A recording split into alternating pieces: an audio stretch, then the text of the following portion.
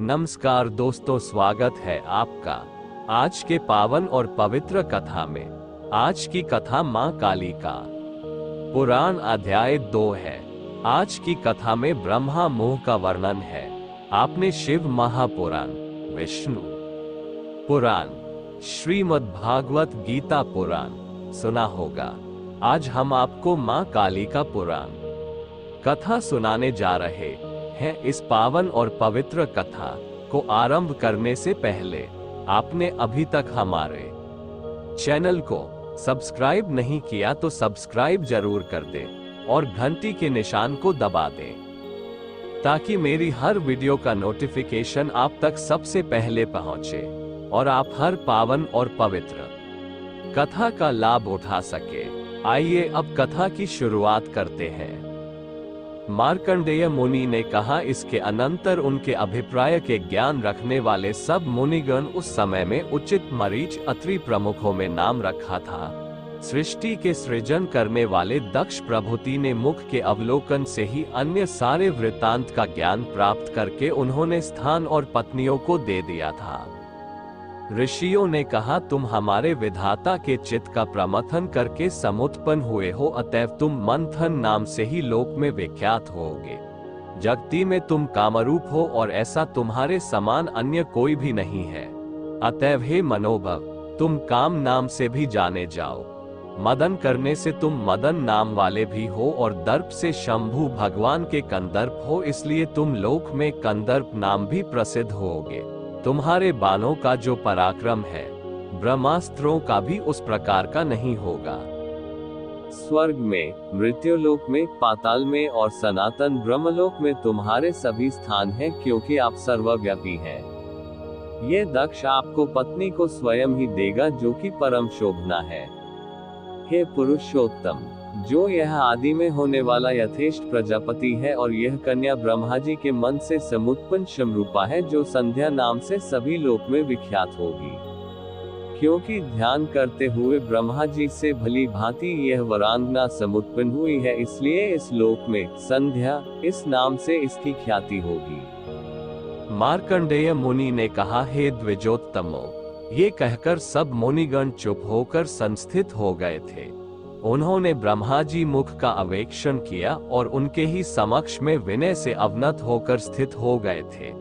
इसके अनंतर कामदेव भी कुसुमों से उद्भूत अपने दंड धनुष को ग्रहण करके कांता के भुवों के सदृश वेलित व धनुष था तथा वह उन्मादन इस नाम से विख्यात हो गया था।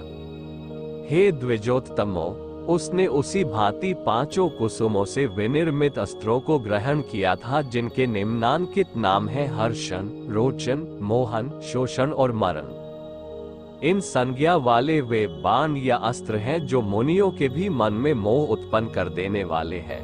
उस कामदेव ने, जो कि प्रच्छन्न स्वरूप से संयुक्त था, वहीं पर निश्चय के विषय में सोचने लगा था। यहाँ पर मुनिगण संस्थित हैं तथा स्वयं प्रजापति भी है।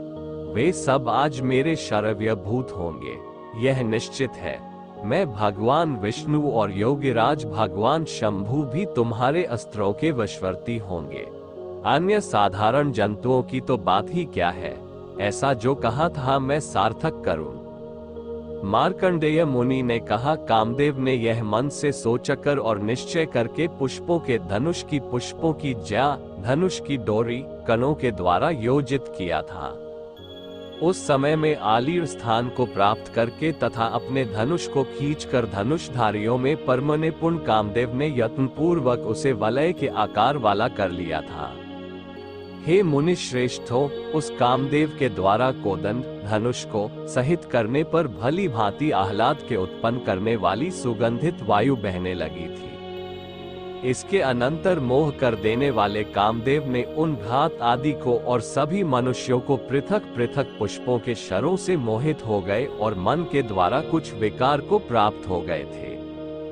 सभी संध्या को निरीक्षण करते हुए बारंबार विकार युक्त मन वाले हो गए थे, क्योंकि स्त्री तो मद के वर्धन करने वाली होती ही है। अतः सब बड़े हुए मदन वाले अर्थात अधिक सकौम हो गए थे। फिर उस मदन अर्थात कामदेव ने पुनः सबको मोहित करा के तथा उन सबको ऐसा कर दिया था कि वे सब इंद्रियों के विकारों को प्राप्त हो गए थे। जिस समय में उदीरित इंद्रियों वाले विधाता ने उसको दीक्षा दी थी, उसी समय में 49 भाव शरीर से समुत्पन्न हो गए थे। हे द्विजो, विवोक आदि हाव भाव तथा 64 कलाएं कंदर्प कामदेव के शिरों से विंधी हुई संध्या के हो गए थे। उन सब के द्वारा देखी गई वह भी कंदर्प के शरों के पात से समुत्पन्न कटाक्ष आवरण आदि भावों को बारंबार करने लगी थी।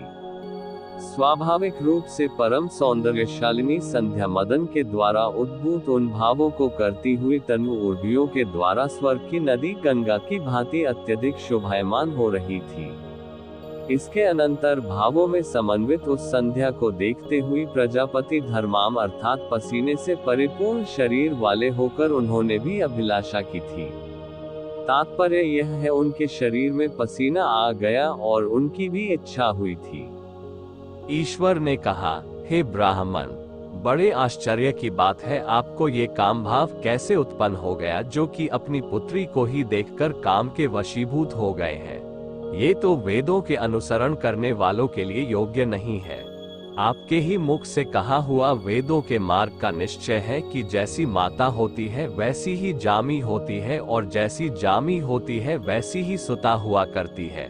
हे विधे, हे ब्राह्मण, हे चतुरानन, ये समस्त जगत धर्म में ही है और कैसे इस क्षुद्र काम के द्वारा ये सब विघटित कर दिया है।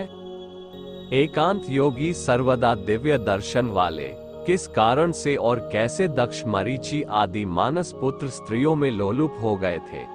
मंद आत्मा वाला और अभी कर्म को प्राप्त करने को उद्यत हुआ कामदेव भी कैसा अल्प बुद्धि वाला है और समय को नहीं जानता है कि उसने आप लोगों को ही अपने शरों का लक्ष्य बना डाला है।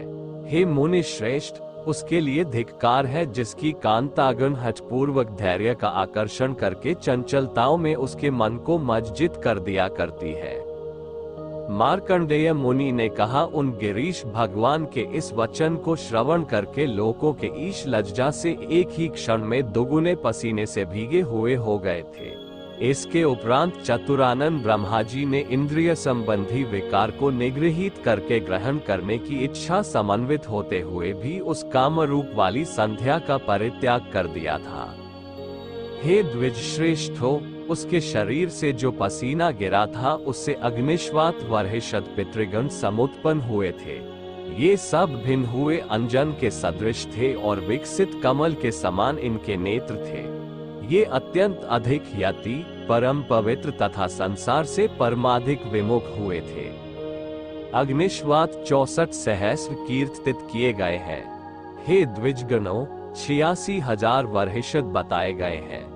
दक्ष के शरीर से जो पसीना भूमि पर गिरा था उससे संपूर्ण गुणों से सुसंपन्न वराग्नाएं उत्पन्न हुई थी। वे वराग्नाएं तन्वगी, क्षीण मध्य भाग वाली और परम शुभ शरीर की रोमावली संयुक्त थी, जिनका अंग अत्यधिक कोमल था तथा परम सुंदर दर्शन पंक्तियां थी और तपे हुए सुवर्ण के ही तुल्य उनके शरीर की रोमावली संयुक्त थी और तपे हुए स्वर्ण के ही तुल्य ही उनके शरीर की कांति थी। मरीचि उनमें प्रधान थे। ऐसे 6 मुनियों ने अपनी इंद्रियों की क्रिया को निगृहित कर लिया था।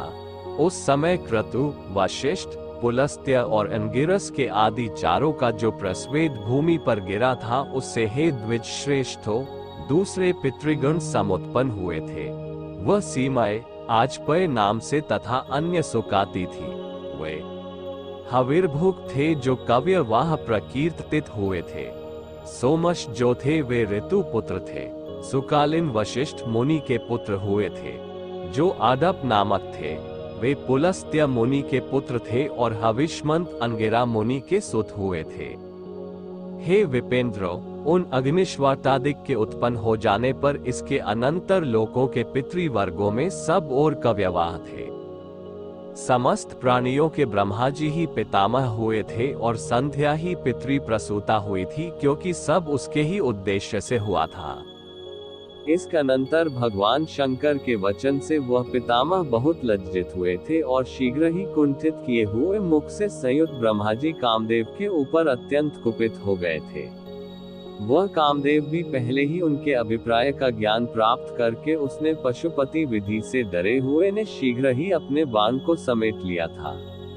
हे द्विजेंद्रो, इसके अनंतर लोगों के पितामह ब्रह्मा जी ने अत्यंत क्रोध में आवष्टि होकर जो कुछ भी किया था उसका आप लोग परम सावधान होकर अब श्रवण कीजिए। दोस्तों, आज की कथा को यही विश्राम देते हैं और आप चाहते हैं कि आगे की और कथा में अपने चैनल पर डालूं। आपसे निवेदन है कि चैनल को सब्सक्राइब करें, वीडियो को लाइक करें और कमेंट में मुझे जरूर बताएं कि और आगे की कथा मुझे डालनी चाहिए कि या नहीं। तो फिर मिलते हैं अगली वीडियो में, तब तक के लिए जय माता दी।